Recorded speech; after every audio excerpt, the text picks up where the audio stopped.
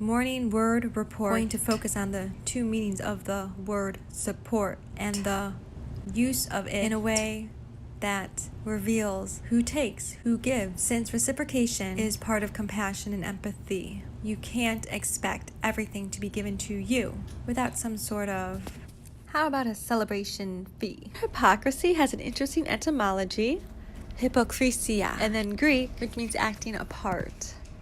Pretend, basically, a pretend play.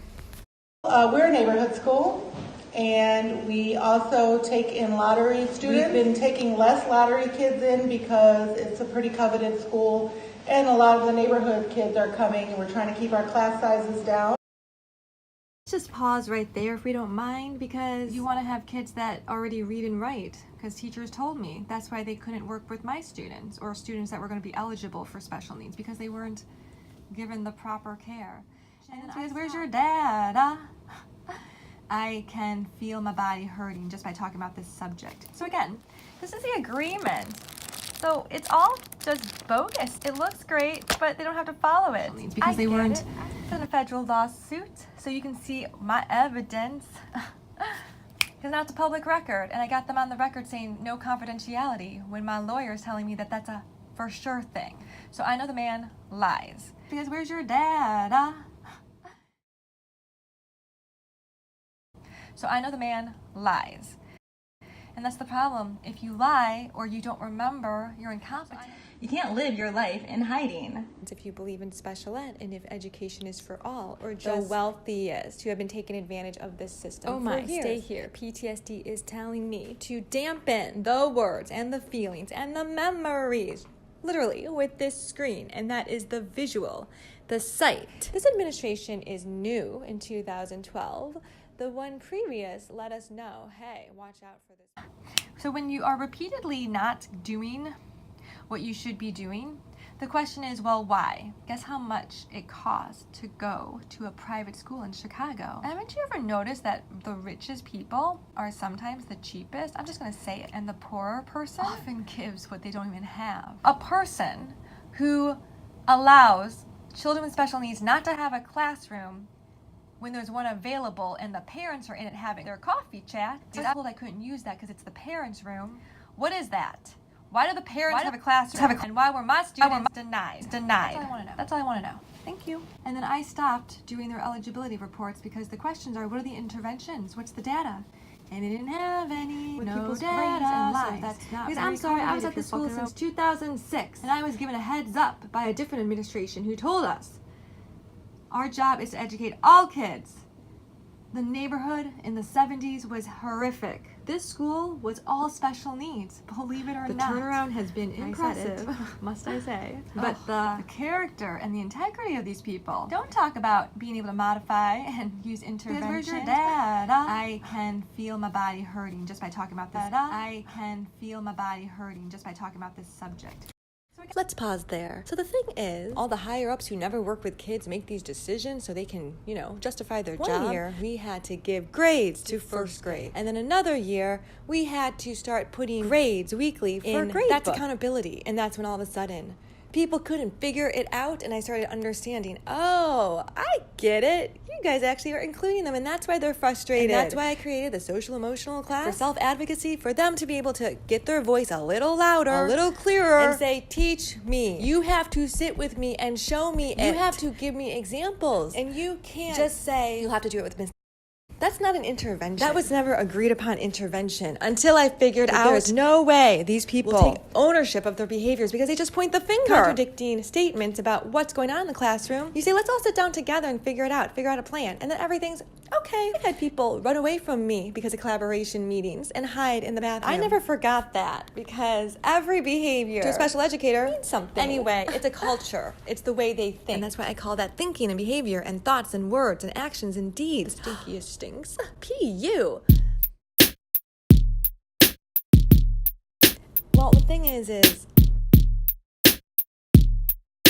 A coveted penitentiary laced in hypocrisy. Your job is so much easier when you ignore special needs. Step off, you acting a fool, please. Because I'm ready to get survivors, victims, children who will undoubtedly be future patients off their knees. The only thing in life we should guarantee. Give me an education. It's free and equal because of my democracy. And you gave me a shitty basically a warranty.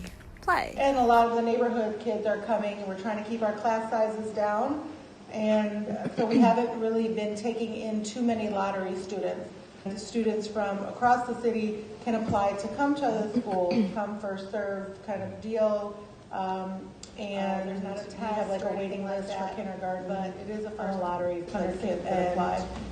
We have 3 kindergartners, 3 kindergarten classrooms, 3 first, 3 second, 3 third, 3 fourth, and then 2 5th through 8th in the elementary school. Okay, just for the sake of having acting of a theatrical part, squares of darkness, acting of a theatrical part, acting of a theatrical part, Greek, under, Greek, hypoklesis, penitent, hypokonestheia. So hypocrisy is a word where the root means comes from Greek. That was probably the honestly, I'm not sure how to pronounce this word. And I swear, because I had my phone literally in my hand, question it. So yes, it's that inability to decide. When people increase anxiety, think that there's going to be some loss, some uncalculable loss, they start to make irrational decisions. When you have more access to your functioning, you can do more. For example, I was done typing. I'm feeling pretty icky right now, so I'm going to use my voice to get this thought out so I don't lose it. Before, I couldn't do that. So reading over medical records, stigmatization is 100% the problem. And the point is I explained and quickly what was happening when I couldn't move my body.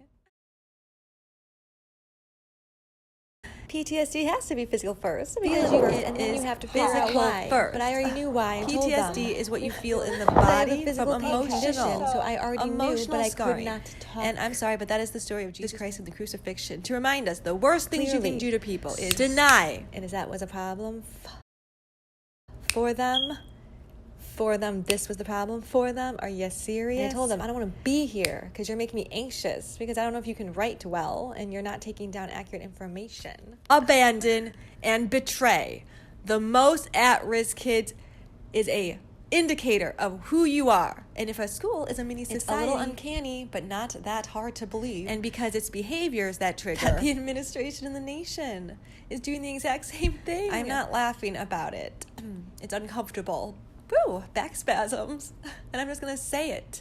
Because I was told by healthcare, describe your pain, and I did. We can't do anything. We're just going to do the same protocol. Are you serious? So you're not going to change anything when I say no medication. Tell me what I literally am in the middle of a legal court case. Why aren't you giving a shit? Which is causing the stress because these kids deserve to learn too. I mean, seriously, what do you think happens to them? And I don't know, if they stay angry, aren't you worried they'll come back for you? I saw a transition when someone goes from hurting themselves to hurting others. And so self-love is the first step in helping others, and that's what I love. I also got to feel what my students felt because I was in that school. And it's amazing how the community really rallies against the one special educator who's just asking. My kids get a place to learn too, all right? This is bullshit. I never said bullshit. I said this is illegal. and hey, they're protected because it's a beautiful school. And that's why they live in a bubble. And I'm glad that mine has been popped.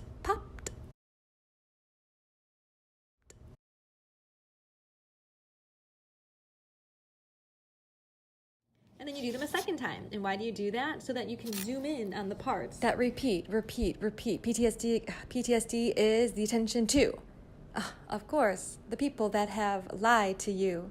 But also, it's called future dangerousness because if you don't put a consequence, do you think they're going to do the same thing? Nope, they do it worse. That's why first injury, second injury. I learned a lot by just going back to the same location because it was the same team.